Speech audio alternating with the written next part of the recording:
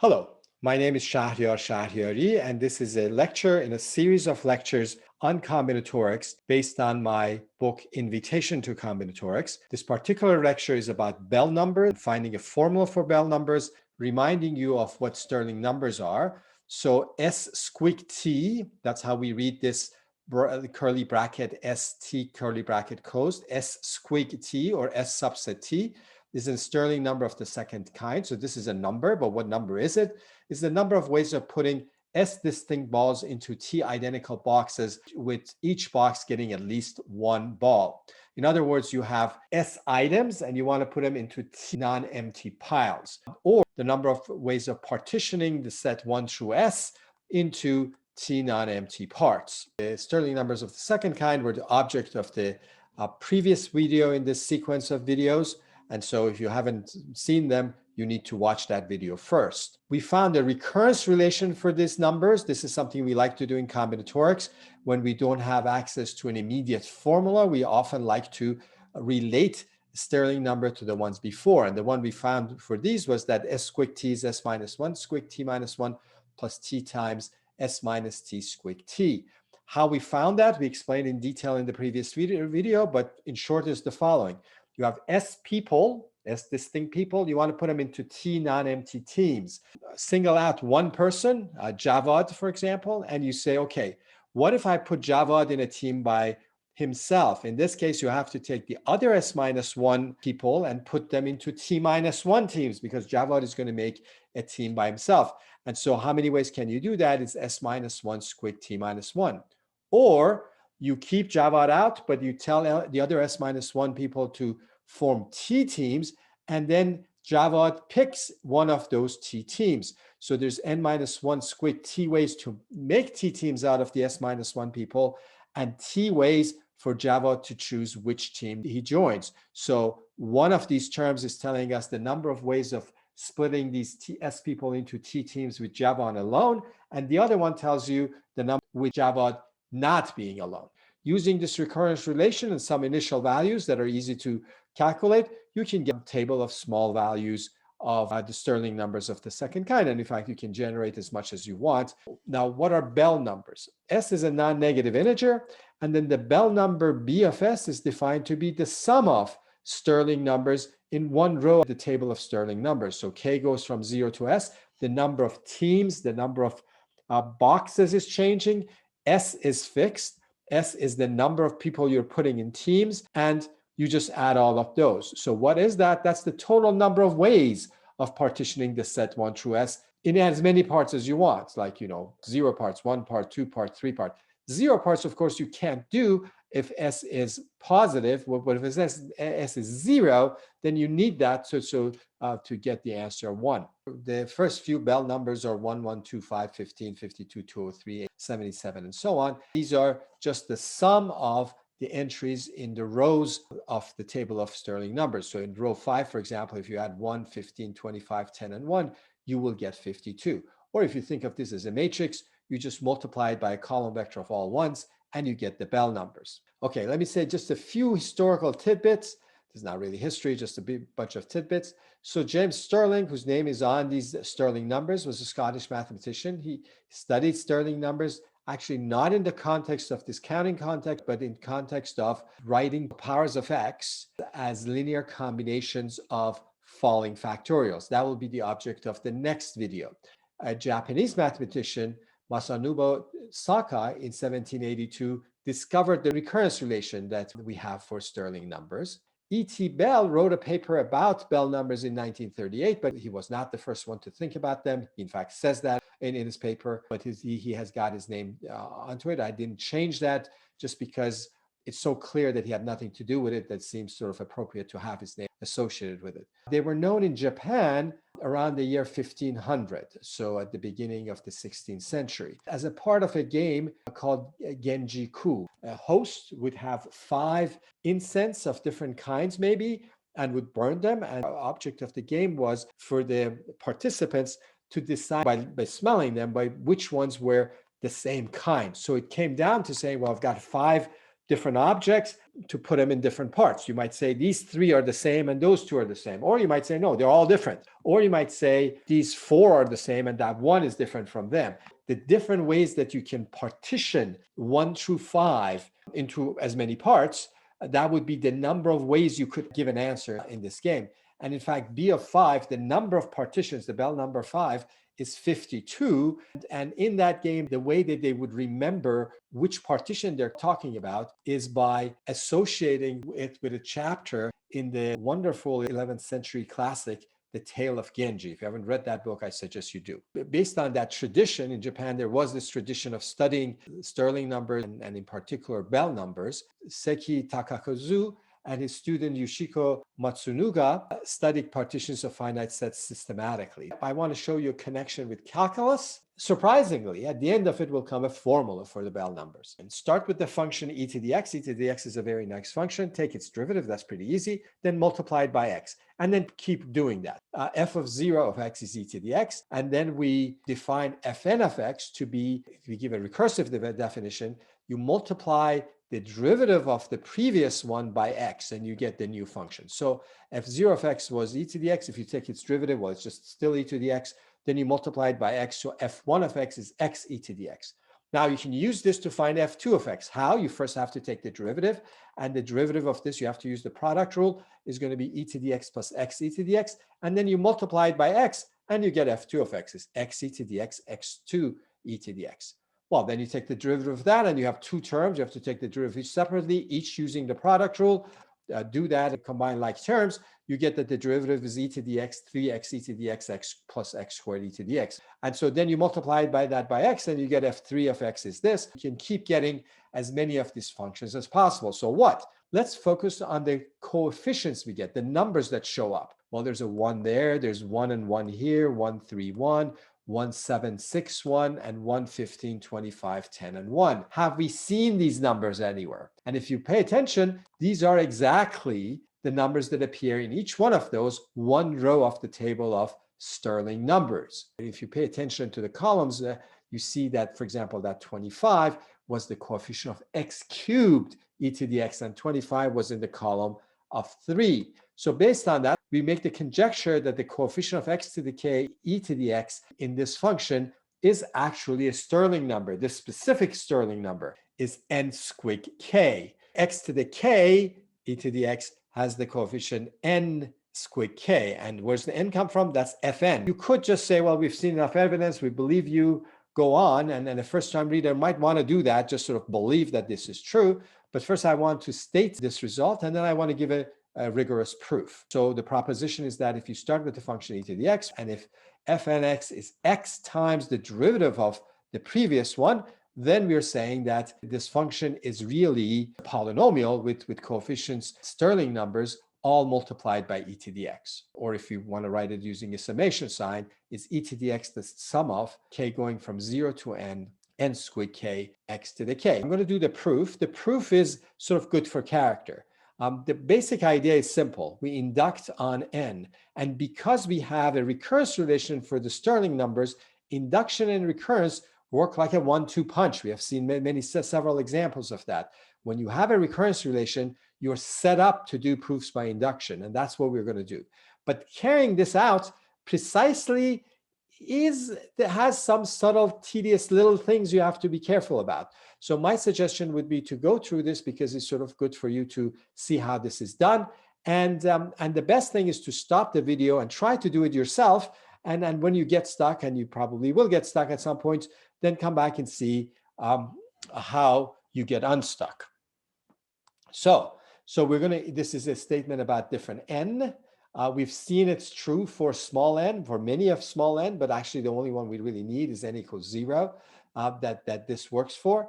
And then for n greater than 0, we have to prove this is true by induction. So what we're going to do is we're going to assume that it's true for n and then prove it for n plus 1. So the nth statement, that means that we now assume that the formula for f sub n of x is e to the x times the summation of the Stirling numbers times x to the k.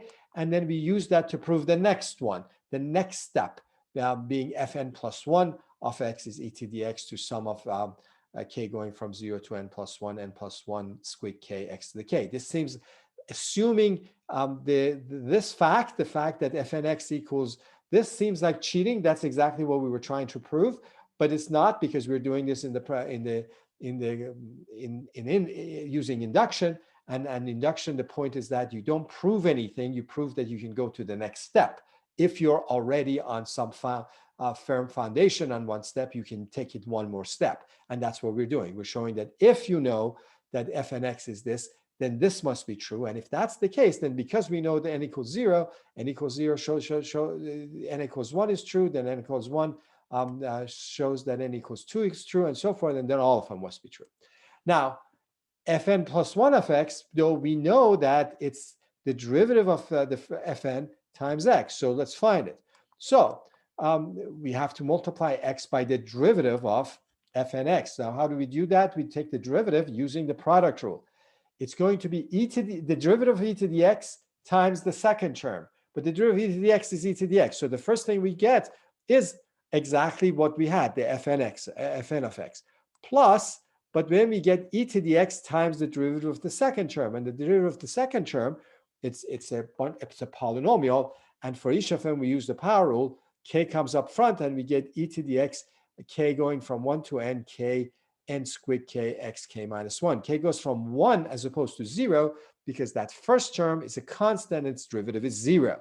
So this is the derivative, but this is not quite yet in the format that we want it to be. We want it to be in the red format, but we have this other format for it. So now we have to do a little bit of work to get from here to there.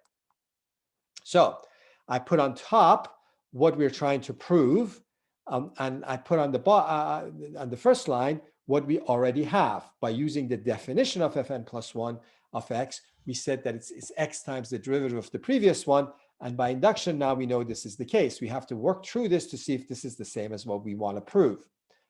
Okay, so what we're going to do is that, well, we're going to factor an e to the x out. So we have and now x e to the x outside. Then we're going to say, well, what's the constant term?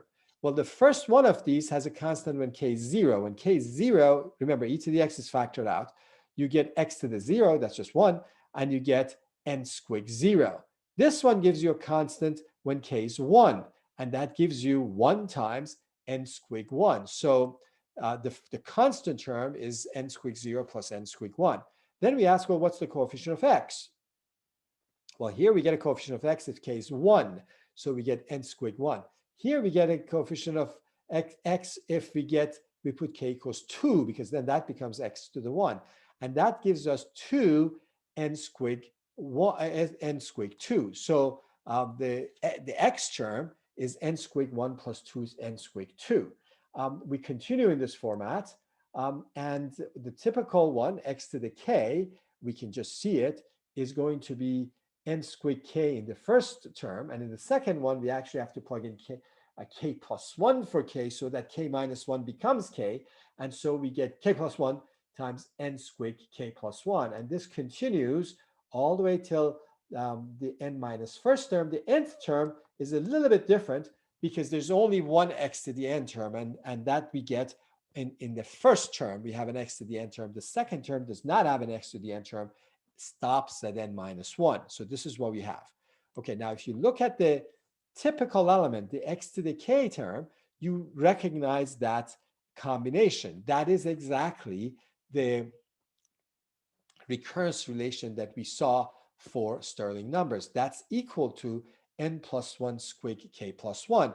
Again, if you have n plus 1 things and you want to split them into k plus 1, n plus 1 people, and put them in k plus 1 teams, one person you put outside, and you say, well, what if I have that person be a team alone, and the other n people be in k teams, and then this person is going to be in a team by himself, so that's n squig k, and or you put the n people in k plus 1 teams, and then have this person choose which one of the k plus 1 teams they're going to join, and so you get k plus 1 times n choose k plus 1. So that the typical term is this, and that works for all of them except for the last one. So what we have is x e to the x, a summation of n plus 1 squig k plus 1 x to the k, plus and this goes from 0 to n minus 1. The last one is a little bit different because there's no two things, so I can't use the recurrence relation. Okay, now what about this?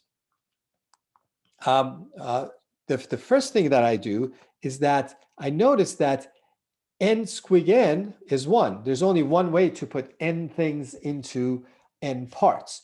But that's the same as n plus 1 squig n plus 1. So I can switch that. And if I switch that, then these terms actually look the same. And so I can say that it's x to the x, the sum going from 0 to n of n plus 1 squig k plus 1 x to the k. But still not quite what we wanted. First of all, we haven't multiplied the x in. So we multiplied the x in, and that all just it means that the x becomes x to the k becomes x to the k plus 1. But still not quite the form that we want to. And so now what we need to do is we need to change the variable. So instead of k plus 1, I want to put k prime. But I don't like k prime, so I'm going to actually put just k. That's a little bit confusing, but if you stay with me, you won't get confused. So instead of k plus 1, wherever I see it, I put k. But think of k as k prime, like a different thing. So instead of that k plus 1, I put k, but then in this squig, I also have to change k plus 1 into k. And then I also have to say, what about where the summation starts and ends? The old k was 0, but the new k, instead of k plus 1, I'm putting k. So the new k is going to be 1. The old k was 0, but the new one is k plus 1. 0 plus 1 is 1. And the n becomes n plus 1. And so by changing variables, so instead of k plus 1, if you put k prime, then k prime, instead k goes from 0 to n. So k prime, which is k plus 1, goes from 1 to n plus 1. And we have this, and if you look at the top, what we wanted to prove, that's exactly what we wanted to prove, and we have now done with the proof. Okay, now I'm going to do something a little bit different, which is that I'm going to try to deal with the same function. f0 of x is e to the x, and fn of x is defined recursively by you take the derivative of the previous one multiplied by x, but I'm going to try to find a different formula for it. In combinatorics, we love doing that, doing things in two different ways and then seeing how they compare. So this way, I'm going to use power series. And this is sort of prelude to chapter 9, where we do generating functions in seriousness. So e to the x has its power series, 1 plus x squared over 2 factorial. This is a Taylor series at x equals 0, Maclaurin series. This converges for all x, although I don't quite need that. I just need it that if I plug in 1, it works. And yes, it works. It converges for all x. And I can use this to find a different power series for fnx. So I take the derivative of this and multiply by x. So if you take the derivative of the first one, what happens? The derivative of 1 is 0, the derivative of x is 1. X squared over 2 factorial, the 2 factorial stays right where it is. That 2 of x squared comes down, and I get 2x. The 3 comes down from x cubed, then I get 3x squared, and so forth. Then I multiply it by x in order to get f1x, and that shoves everything back to the sort of the right powers. So again, the 2 factorial is now again denominator of x squared, 3 factorial is denominator of x cubed, k factorial is denominator of x to the k, but now we have this k hanging out there as well.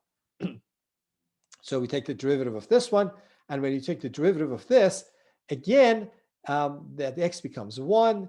This 2, the power 2 of x squared gets multiplied, so instead of 2, now I have 2 squared. The power of 3 becomes 3 squared, and so on. And again, the powers are off a little bit because, for example, 3 factorial is sitting here underneath x squared, or 3 squared is multiplied by x squared, not x cubed. But finding f2 of x means multiply by x, and everything is translated. And now, again, we have this sort of nice thing. And you can now see how this works. Every time you take a derivative, you bring in one more, say in this term x cubed, another 3 comes in, and 3 squared becomes 3 cubed. The next time it's going to become 3 to the 4th, and so forth. But we can't just take derivatives because, well, first of all, that's not how the function is defined. But also, if you do that, then we don't keep getting powers of 3. But that multiplying by x results in the power of x going back up to 3, so that the next time we take the derivative, again, a 3 comes down. And so at the end, what we are going to get is sort of this nice thing for f and fx. is x plus 2 to the n, x squared divided by 2 factorial plus 3 to the n plus x times x cubed divided by 3 factorial and so forth. Okay, so what? But this can give us a formula for the Bell numbers. So we just found that fnx has this power series, but we also know that fnx from what we did earlier is e to the x times this summation. Actually using this, if you're somewhat careful, and if you sort of do some of the things we're going to do in the generating function sections, in particular, take the second one and multiply both sides by e to the minus x. Then that means that, like, if you take the first expression we have and multiply it by the power series of e to the minus x and figure out how it's called convolution, how they multiply, then you can actually get a formula, not a pleasant one, but a formula nevertheless for the Stirling numbers. But that's not what we're going to do now. What we want to do now is just plug in x equals 1. So if I do and ask you what's fn of 1, well, in the second one, fn of 1, x to the k becomes just 1. I get e times the sum of the Stirling numbers in one row, but that's a Bell number. So what I get is that b of n, the Bell number, times e. And so that actually, okay, but in the first one, if I plug in 1, I get this thing. And so if I put these together and solve for b of n, I have a formula for b of n. So so this is sum of k to the n over k factorial. And so we just proved that if n is a positive integer, then the Bell number is 1 over e times this infinite series k to the n over k factorial. Sort of a nice looking infinite series, k to the n, k factorial, nice things. Although it's an infinite series with an e there. By the way, this also works when if n is 0, as long as you decide that 0 to the 0 is 1 and interpret everything correctly. You can say that it also works for n equals 0. All right, so what? Well, we found a formula for the Bell numbers, and this is an expected formula and just sort of strange. B of n counts how many ways you can put n people into teams of any sizes. What does that have to do with E, infinite series, and calculus? Like why partitioning, putting balls in boxes have anything to do with any of that? I mean, we just proved that it does, but that's still sort of a mystery. If you think of it first principles, you go down the street, talk to someone and say, okay, I want to play this game Genji-kou, and this is what it is. And the number of options is going to be 1 over e times the infinite series k0 to infinity k to the n k factorial. They'll look at you as you came from Mars. The thing was a very discrete problem. How does it relate to this? But you can also use this formula for approximation. Like, for example, you might say that I want to find b of 6. Well, I don't want to find an infinite series. So I might stop after 11 terms, go from k0 to 10. And that's 11 terms, you can actually plug it in, find out what it is. E is, you can approximate that. And if you do that, you get this is about 202.98. Now compare that with the exact value, which is 203. Not that bad. Again, a mystery why this works. But there's another way to look at this also. And that's to say that, okay, this is the formula we got, but let's multiply by e both sides and then write down what this series is. So if n is 1, b of 1, b of 1, no, b of 0 is going to be 1. And so this is what we get, is that this thing is e, and we know that that's a expansion of e. If we put n equals 1, we again get 1 because b of 1 is also 1. And we get that this series sums to e, and for n equals 2, we get that series is 2e, and this series 5e, and that series 15e. Okay, so we can read that as telling us how to sum this series. And in fact, what it's telling us is that if you look at the coefficients that appear, they are Bell numbers. So the other point of view, the alternate point of view, is to say that you might be interested in this infinite series in calculus, nothing to do with partitions and so on. And you notice this sequence of numbers that if you look at this different kinds of series, you're getting E, E2, E5, E15, E, and so on. And you're wondering, well, what is this sequence of numbers? And then if you know your stuff, or if you've seen this stuff before, you know that those are Bell numbers. And that's both surprising a little bit, but also an indication of how combinatorics can come up in places you're not expecting. You might be just interested in infinite series, see these numbers, but then really the explanation for what these numbers are is the number of ways of partitioning things into parts. And that ends our discussion this time. Till next time.